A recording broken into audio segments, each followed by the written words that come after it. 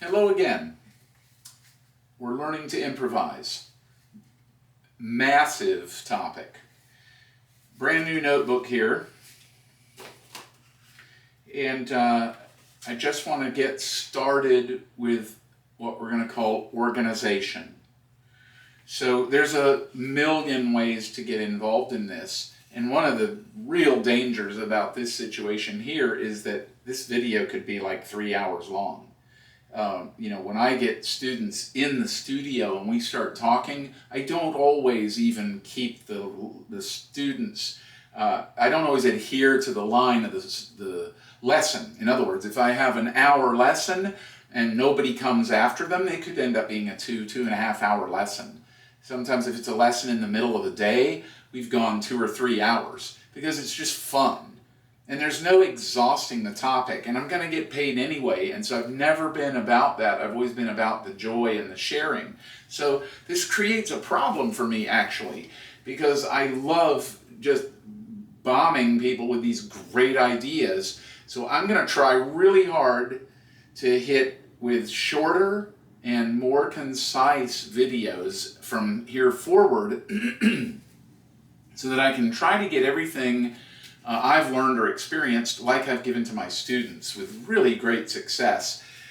So I'll also try to remember to put references up in the videos so you can find other aspects of theory. I'm going to dovetail between here and my Marx Theory series. Some of these things will go well into the blues. I'm doing things in an organized fashion for anybody interested. If you already know it all, you're in the wrong place. So, that said, let's get started with Roman numeral I. The first thing I want to do is turn that overhead camera on. Okay, in the key of C, the first Roman numeral goes to C. Roman numeral I is a major chord, major triad in this case. We could add 7, we could add 9. We could add 6, and we have more jazz voicings. So I'm going to be concerning myself with options for more sound. You can leave things out if you want. We're going to come back and do other treatments. Today, we're going to find the fourths voicings that I always enjoyed playing with and still do. 1, 3, 5, 7, and 9. And then we could have 6 is a nice color. In the standard way of playing a jazz voicing, we get rid of the root because our bass player is going to do that. And we get rid of the 5th because it's not essential to the quality of the chord in terms of adding color and tension. You could have it in the left hand, but this is going to be our voicing. This is often called a C, 6, 9 because it has 3, 6, 7, and 9. Now, if I want a fourths voicing, I'll do intervals of a fourth. Right here, I get rid of the B, and I have a fourth here, and to here a fourth. The first one we have now in terms of fourths is E, A, and D. This is 3, 6, 9. So I'm going to write that down, 3, 6, 9, so I don't forget it. Okay, now I can play a C in my left hand. I could play a lower C. I could bring this down the octave.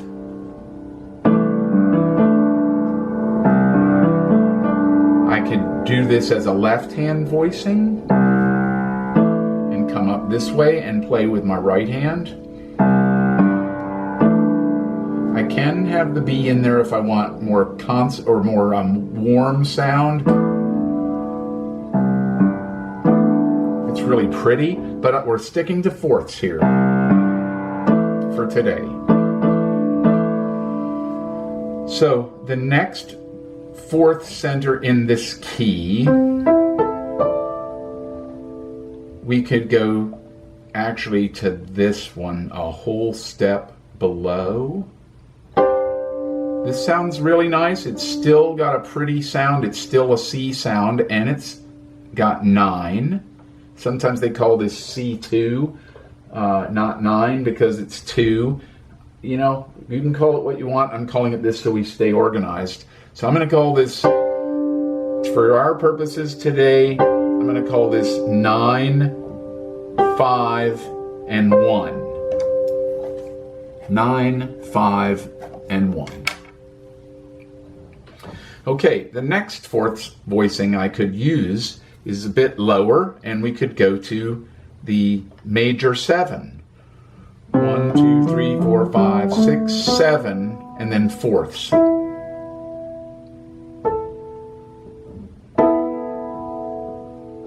So here, this one's going to be 7, 3, 6.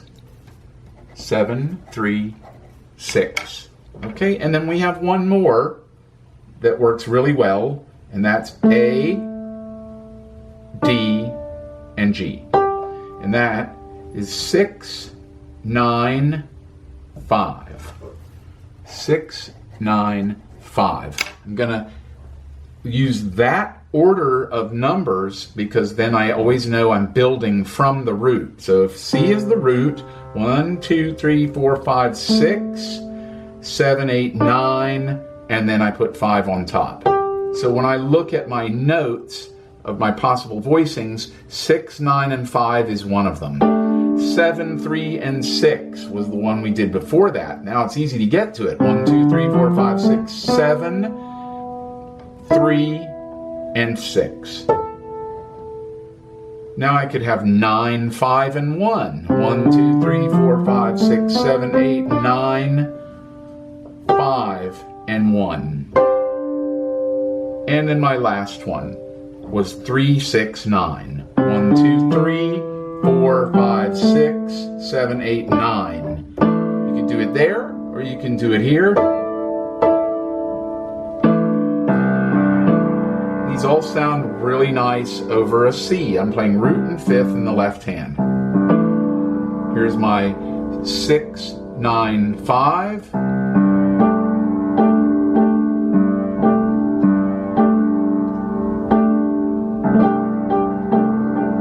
Here's my 7, 3, 6.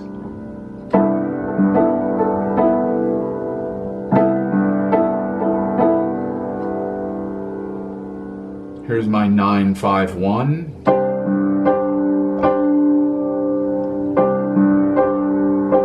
And here is my 3, 6, 9.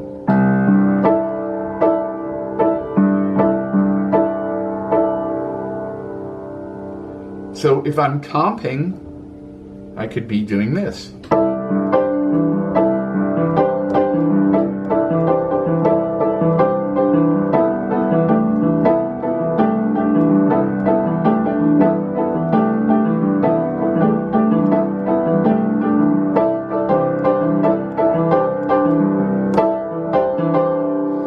So that's a great idea. It's a fun idea, and that's how I learned which ones I liked, which ones sounded good. Now I would be doing these with my left hand. That brings us to the next place of organization. If you're going to do them with your right hand, you can do them here.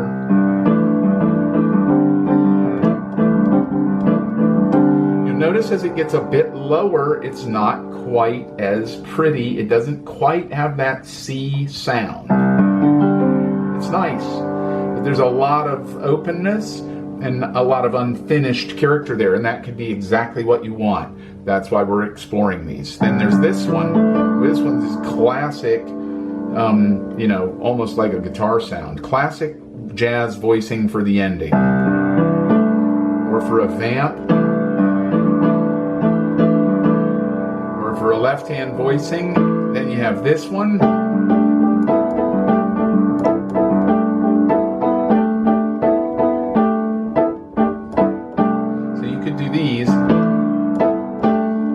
Show you what happens if I start doing that with my left hand.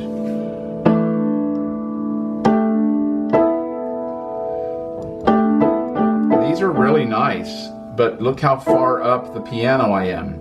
So this is a reason why I might not gravitate to those two fourths voicings very often when I'm playing in the key of C. If I'm playing the one chord and I get to the one chord, I might play this one, I might play this one, but here I'm getting a bit high. Now if I'm comping, I might actually put, something in my right hand that goes with this, but still keeping a C sound. So that would be okay because I'm comping, doing something, anything like that. I don't want to confuse you, so I'm going to keep us focused here. But this is why this could work in terms of comping, then that's a great thing to do. But in terms of soloing, you're pushing yourself up that way. Now, if you're headed that way, let's say my line is moving up like this, then I might want to, support that as I'm going up with these guys. As I'm coming down, then I need to get back down there. So, and again, that's just an image for you to see and think about. You can do your own thing and you can choose your own thing. This is really nice here. It depends on the style you're playing. Is it funk rock? Is it fusion? Is it some Latin music? And what's the rest of the band doing? So if everybody's playing a part, you don't get to do any of this anyway. I love the jazz I grew up with. Everybody was playing together and bringing their personality. Then you had fusion where everybody played things that were a little more organized so that there would be no clashing of the harmony, but you still got to use your way of voicing things. So there's not a lot of freedom now because everything's mapped out. But if you want to just play and have fun and make some beautiful sounds, then that's what I'm offering you, because that's what it was like when I was younger. That's what it was like, and that's what I was running with all my groups. Everybody I've played with, I've maintained that aspect of the art form.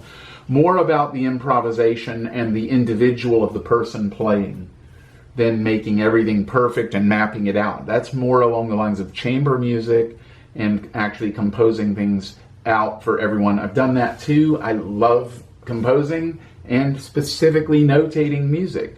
But when you're talking about jazz and playing in a group, you want everybody who shows up to have their own say. And that includes how they complement what I'm saying or how I can complement what they're saying. Hence the word comp. So, back to here, we have our fourths voicings now. 3, 6, 9,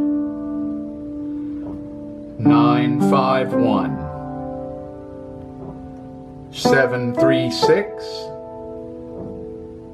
6, 9, 5. Now there are other fourths voicings in this key of C, but those are the ones that I use and relate to being with an actual C. And so I'm offering them to you for your left hand that way. And you'll notice they're a whole step apart.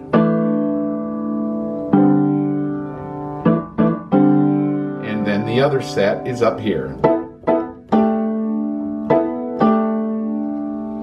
So now I'm going to break that into two groups. There's going to be a group 1 and a group 2. And I'm going to play them based on where my right hand is. When I'm comping, I can play them anywhere I want. So can you. But I'm going to base this when I'm improvising on where my right hand is coming down. So if I'm playing and on the fly and things are really great, and I'm up here in this area and I've got room, then I might play higher. But if I'm playing down here, I'll do this. It's an option. It's your choice. That's the thing to remember. The rule is theory. 3, 6, 9. That's the rule. If you play 3, 6, 9, it sounds good. That's the theory. But in terms of your playing, there's no right or wrong. You can play 3, 6, 9, 9, 5, 1, 7, 3, 6. It doesn't matter. It's what you like and what you want to do. What sounds good to you in the moment.